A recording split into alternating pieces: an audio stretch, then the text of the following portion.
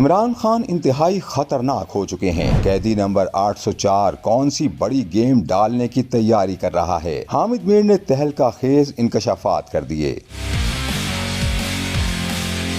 Senior صحافی اور تجزیہ کار حامد میر کے مطابق سابق وزیر اعظم نواز شریف پر آرمی چیف کا طیارہ ہائی جیک کرنے کا الزام لگایا گیا، لیکن ان کا مقدمہ فوجی عدالتوں میں نہیں چلا، وہ تو ڈیل کر کے باہر چلے گئے۔ لیکن عمران خان چاہتے ہیں ان پر فوجی عدالت میں کوئی نہ کوئی مقدمہ چلایا جائے، کیونکہ اس فوجی عدالت سے جو سزا سنائی جائے گی اس کا خمیازہ پاکستان کی پوری حکمران اشرافیہ بھگتے گی۔